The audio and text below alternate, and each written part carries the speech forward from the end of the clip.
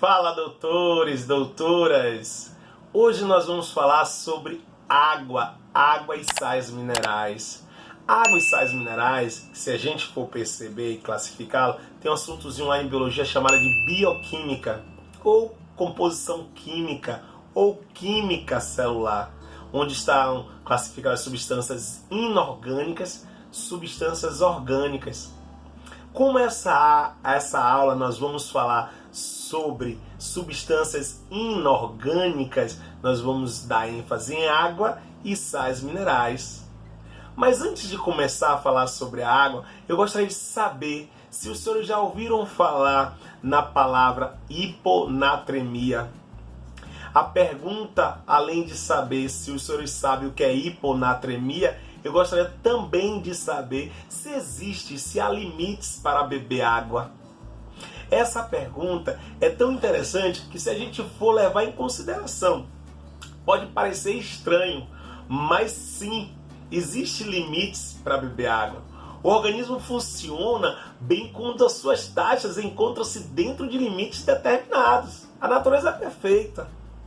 Mas observe você, qualquer alterações que elevem ou diminuam essas taxas, além de compensável, podem causar danos, galerinha.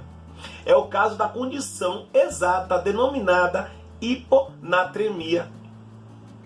Baixa concentração natrium, baixa concentração de sódio, mia sangue, baixa concentração de sódio no sangue. E aí o que pode acontecer, galera? Pensa comigo, se a questão do excesso, de ingestão de água em curto espaço de tempo, com aumento exagerado de líquido circulante no corpo e, consequentemente, diluição de quê? Dos solutos presentes no sangue e fora das células, galerinha. A hiponatremia pode causar danos graves ao sistema nervoso. Os sintomas iniciais incluem desorientação, dores de cabeça, enjoo, fadiga. Pensa comigo, as consequências mais graves acometem o sistema nervoso, uma vez que a caixa craniana não apresenta estrutura maleável em conter o excesso de água, e que passa a inundar o organismo sem que haja tempo de nossos rins eliminarem. Esse é o tema de hoje, água. A água, gente, olha, se a gente for levar em consideração, a gente sabe que aproximadamente 75%, 75% aproximadamente é composto de água o nosso organismo. E logo em seguida você tem a composição de proteínas, Retirando a água você vai ter uma condição mais de proteína. Pensa comigo. Os seres vivos são formados por um conjunto de elementos químicos e suas menores partículas são denominadas átomos. Os principais elementos presentes na matéria viva são carbono, hidrogênio, oxigênio, não é isso? Nitrogênio, fósforo e enxofre. Tais elementos são classificados como inorgânicos, entretanto, são utilizados na composição dos elementos orgânicos quando se associam entre si, formando cadeias carbônicas. Imagina, gente, se a gente for comparar a porcentagem de água, você tem uma quantidade maior de água no meu corpo, depois vem proteínas, aí você vem uma sequência, lipídios, glicídios, ácidos nucleicos, Mas se a gente for falar água, o conceito de água, molécula resultante da união de dois átomos de hidrogênio e de um oxigênio por meio de ligações covalentes polares, e que apresenta um momento dipolar resultante diferente de zero. Ai meu Deus, eu vou ficar agora decorando o conceito? Não. A fórmula da água estrutural, a fórmula da água molecular. Calma, galerinha. Quando a gente fala resultante de zero, fazendo com que essa seja classificada em uma substância polar, a polaridade da água lhe permite estabelecer ligações com inúmeras substâncias igualmente polares. A água é polar, vai se ligar com substâncias polares. Então a água ela não vai se ligar com substâncias apolares, que o exemplo mais clássico são os lipídios, não é isso? Quando você fala água e óleo, são substâncias immiscíveis, não se misturam, devido também à sua polaridade. Galerinha, quando a gente fala a água, ela é o solvente universal.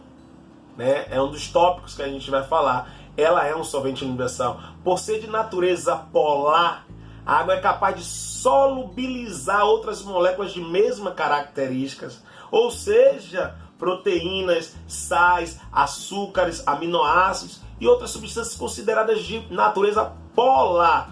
Por isso a palavrinha hidrofílica.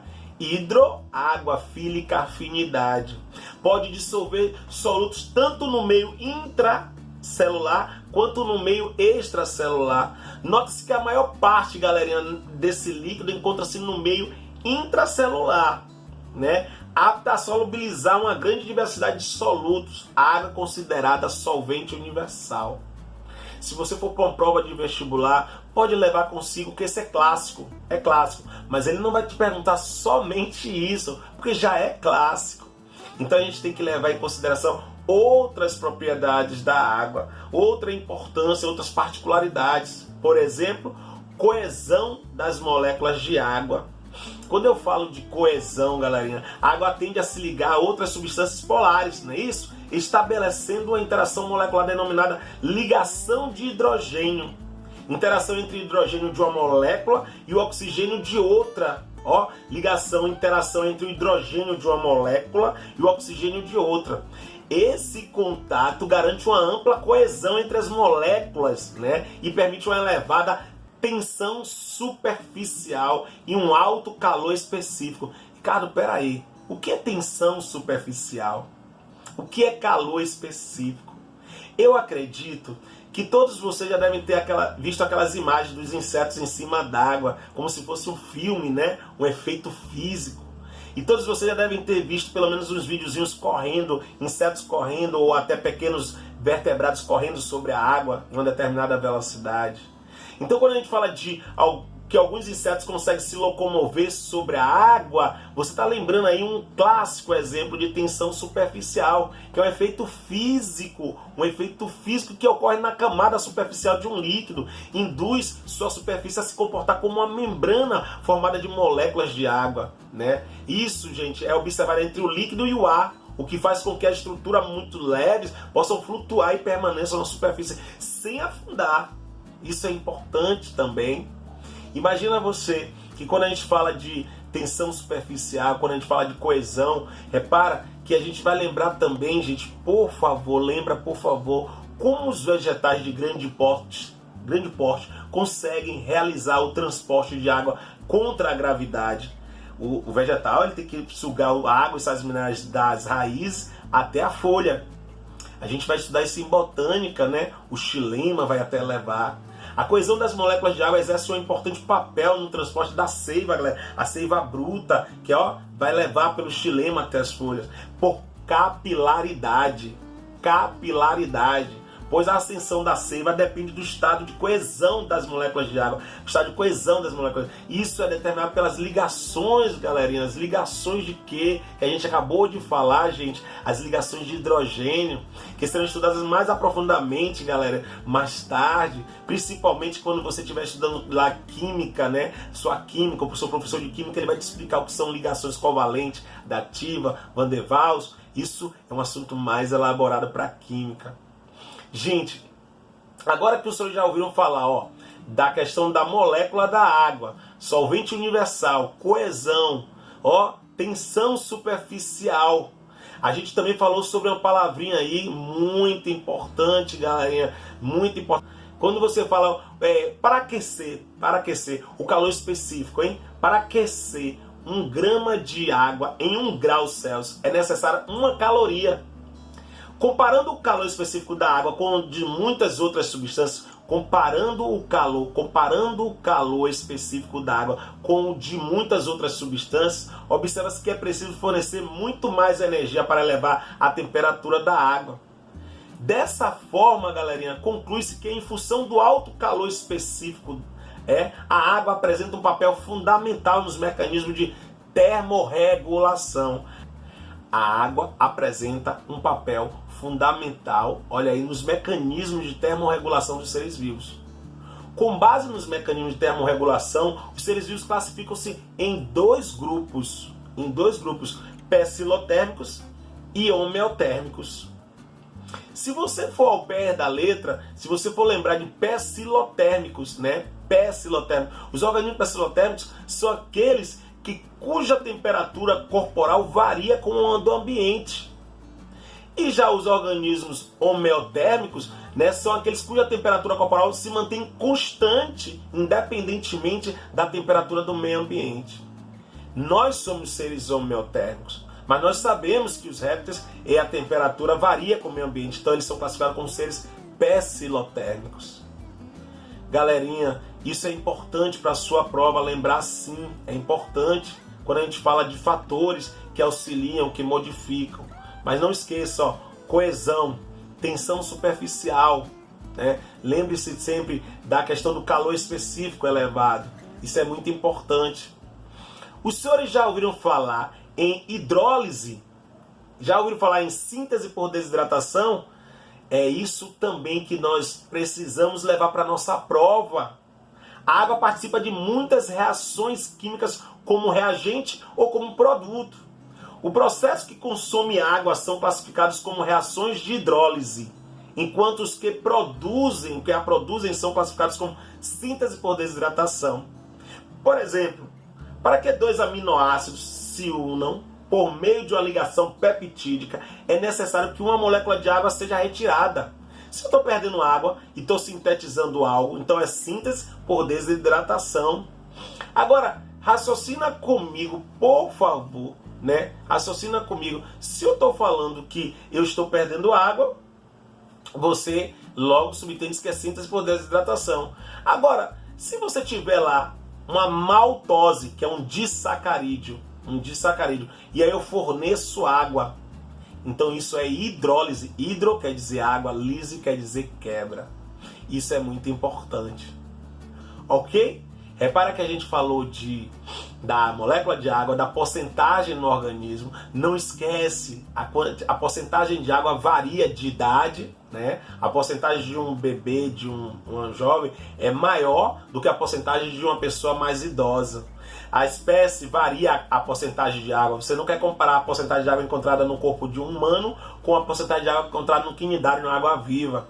Varia de espécie, varia de idade, varia o metabolismo, né? No momento que você fala que a água pode variar, não tenha nem dúvida, a água serve para dispersar, galerinha, os nutrientes do nosso corpo.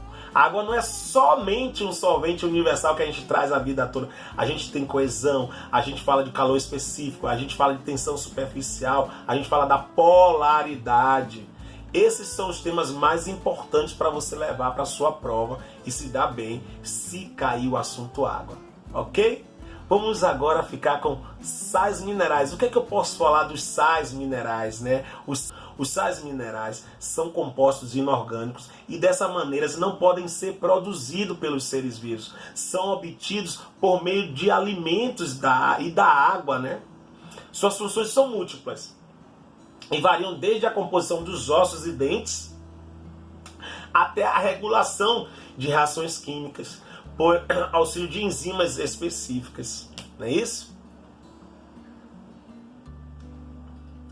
Gente, é comum que os sais minerais apareçam de formas de íons, tanto no meio extracelular quanto no meio intracelular. E suas concentrações nesses meios são extremamente importantes para a manutenção do equilíbrio osmótico. A função de algumas células, como é o caso das células nervosas e das células musculares cardíacas, depende da concentração de determinados sais, como será visto, galera, a seguir. Eu separei alguns sais minerais para falar a importância, para falar a função, porque são vários sais minerais. E a gente vai tentar dar mais importância àqueles que mais caem na sua prova, no seu Enem, não é isso? Na sua prova do vestibular. Né? Como é que eu vou chegar e falar de uma aula de sais minerais e não vou citar para você sobre cálcio? Cálcio, né? Ah, ossos, tá tudo bem, tá certo. Ai, meu Deus, dentes, tá certo, né? E onde é que eu posso encontrar esse cálcio? Hortaliças, né? Brócolis, tudo bem. Mas, gente, por favor, não esquece. O cálcio é importante na coagulação sanguínea. O vestibular já te perguntou isso. O vestibular vai te perguntar de novo se cair. Porque a gente está acostumado a falar só ossos, dentes. O cálcio é importante na coagulação sanguínea, né, no funcionamento dos músculos, na contração muscular. Isso é importante, gente. Se a gente for falar de fósforo, ó, forma ossos, dentes, participa, ok? Adenosina trifosfato, isso é importante. O sódio ajuda no equilíbrio de líquidos do corpo, transmissão de impulso nervoso, a velha bomba de sódio e potássio, né? Não esquece disso, galerinha. E a gente acabou de falar também sobre hiponatremia, né? Então tem a ver também com a quantidade do equilíbrio osmótico. O cloro, quando você fala de cloro, você vai lembrar do ácido clorídrico presente no nosso estômago, que vai ativar uma enzima inativa chamada pepsinogênio a ser transformada em pepsina. Potássio, galerinha, pensa comigo, por favor, age com o sódio no equilíbrio de líquidos, no funcionamento dos nervos, da membrana. Gente, se você for observar cada sal mineral que a gente vai falar, o magnésio ele vai lembrar o quê? A clorofila. O magnésio está presente na clorofila, forma clorofila, galera. Ó, várias reações químicas ali junto com enzimas, vitaminas. Galerinha, ferro, nem vá para a prova sem saber que o ferro, ele tá ali o que? Forma a hemoglobina, que ajuda ali, ó, a hemoglobina, a proteína dos glóbulos vermelhos, que auxilia o transporte de oxigênio. Se você tem pouco ferro, você tem pouca hemoglobina, você não consegue transportar oxigênio, então você tem uma anemia ferropriva. O iodo faz parte dos hormônios, galerinha, da tireoide, que controla a taxa de oxidação da célula e o crescimento. O flúor fortalece o quê? Nossos dentes, galerinha. Aí você vai lembrar vários sais minerais. E quando você fala de quê? Do cobalto, né? O componente da vitamina B12, cobalamina, essencial para a produção de hemácias. O enxofre, componente de proteínas. As proteínas são compostas por aminoácido. Um composto amino, um composto ácido. Mas ali você vai encontrar o quê? Enxofre, gente. Com isso a gente fez um resumo entre água e sais minerais. Espero ter ajudado a todos vocês. E se tiverem dúvida, conte conosco. Manda essa pergunta pra gente que a gente responde. Deixa aqui sua pergunta, que eu vou ter o maior prazer de te ajudar. Foi só um resumo para te ajudar em substâncias inorgânicas, água e sais minerais. Um beijão no coração.